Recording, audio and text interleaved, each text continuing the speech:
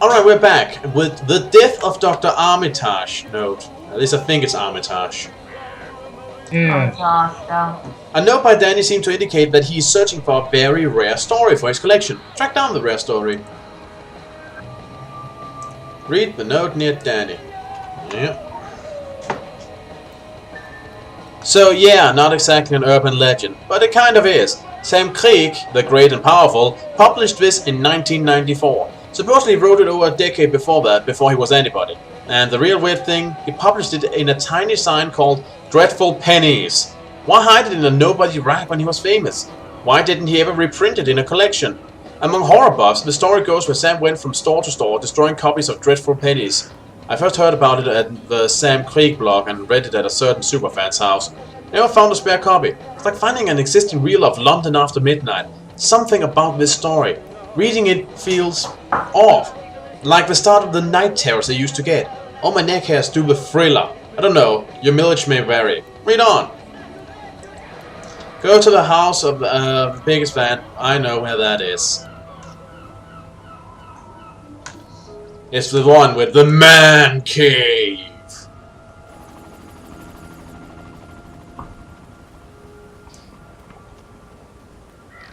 I just think that sounds awesome. The Mancave. Some of those folks, I know it's a fictional, I know it's a fictional author they invented for the game, but still, I just want to read some of them. Yeah. Well, he's basically Stephen King with the serial number filed out. But hey, yeah. Imagine if we had both Sam Krieg and Stephen King. Lots of stories. Also, I might just be feeling something, Stephen King with the name filed off and with a really bad attitude. Yeah. I actually heard that Stephen King is a really nice guy. Oh, he is, and he has a good sense of humor. You remember that one? Oh, oops. You remember that one rap battle of history between him and Poe? Yeah.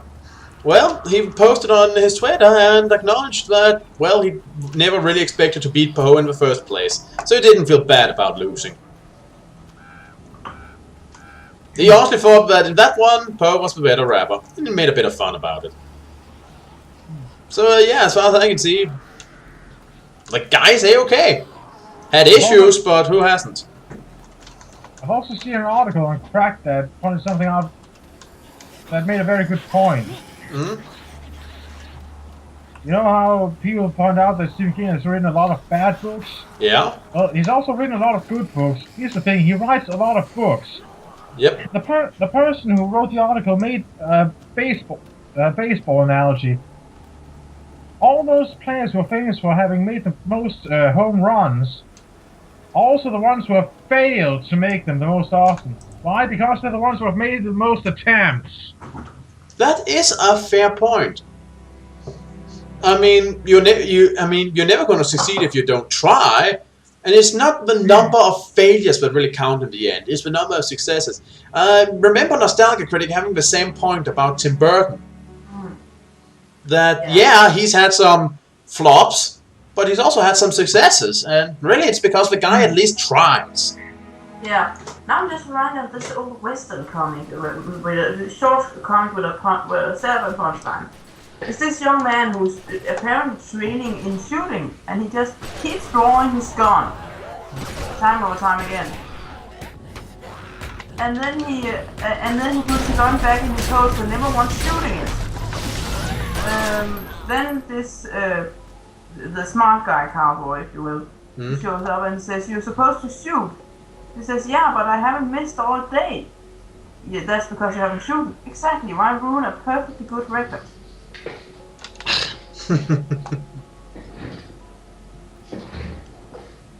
Yeah, that's one way to look at it. But yeah, some people would rather. There are some people who would rather forego success if it means they'll never experience failure. And you know, I can't agree with that. But if that's how people want to live, safe and comfortable, that's fair enough. They can do that. I don't mind taking risks. I don't like failure, mind you. I don't like to fail. Hate it. I can be a bit of a sore loser, admittedly. But I admit that I will never win if I don't try. So you gotta get up and try and try and try. Yeah. That's Pink, by the way. Hmm. I haven't heard that one, so should probably get that fixed. It's just called Try, so it should be easy to find. Well, that's a simple title. Alright, what else?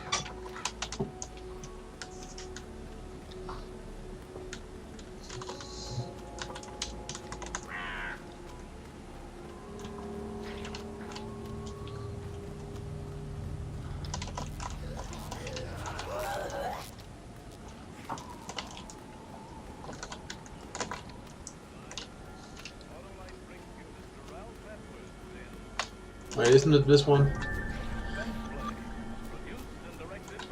Yeah, I think I recognize the zombies by the fence.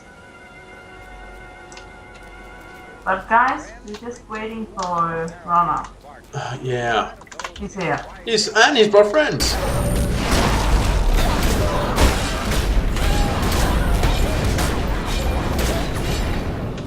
Right, now we have to go into the man cave. We already figured that out once upon a time. Let's see.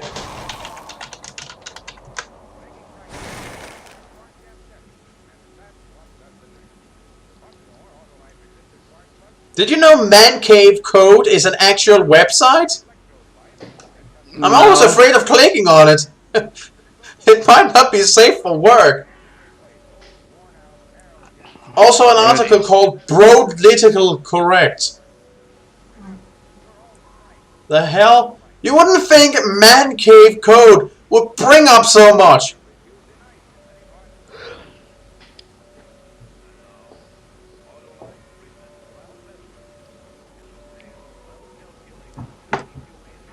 Eight 237.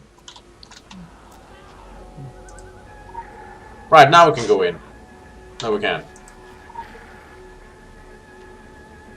8237. There, now I can go in. Yes, I want to enter the man cave.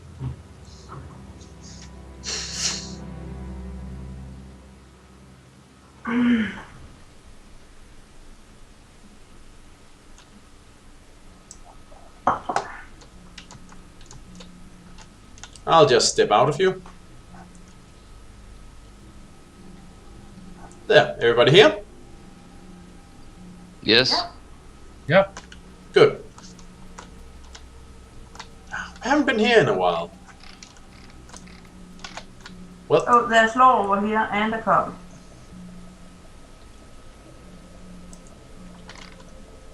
okay, maybe the law says something. Why would this be locked? Let's see.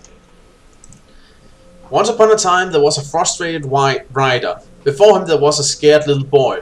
Both of them did a deal. Never mind the ritualistic particulars. They each agreed to write a story and each received a head full of undead whales. Who's about peddling tentacular memes? His fingers bleed ink and his nails gleam. Right, Strongbox. It's coded too. Yeah. But with what? A hint? Something?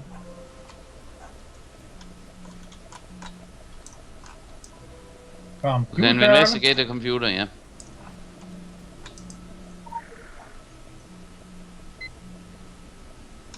Well, I'll stop humping the table.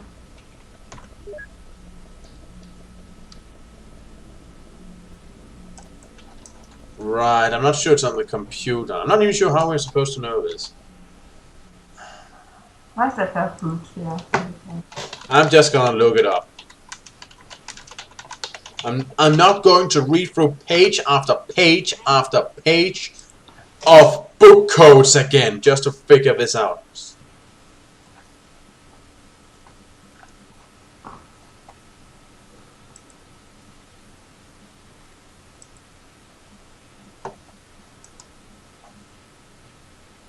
Oh, wrong. Remember last time it was a freaking nightmare.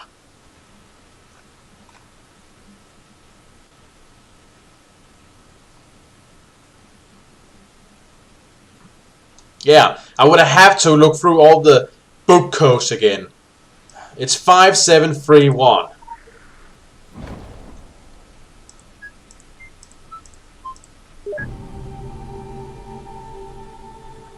Well, that was surprisingly unsupernatural. Well, my report says, ghost stories, urban legends, and rare magazines. This good deed of yours has you running all over the island. That's normally my job, so I guess Danny deserves some credit. That story, by the way, is completely fabricated. People want it to be true, but Krieg was spooked into a rehab clinic when that story was supposedly written. Which actually makes a lot of sense when you think about it. So, this was, one bust, and it was a story attributed to Krieg. Let me tell you a story. A man checks into a rehab clinic. He wants to be clean and free of drugs and to put his troubled soul at ease. But this man is important, too important to spend his life in sobriety. This man is a conduit. Our agents find another man who looks and talks like him, and we make the switch. We drop him off at a cafe. He's late for a cliché. Wait, so you guys busted Sam Krieg out of a rehab clinic because you thought it would be better for the world if he was drugged up and writing books rather than clean and not writing books? Wow, we're just being douchebags today, aren't we? You know what? I think I figured out what is it with the dragon and the Illuminati. See, the Illuminati are douchebags, yeah, but you know they're douchebags because they're pretty much open about it. Because, like, yeah, we step on people because it's a dog-eat-dogs world, man.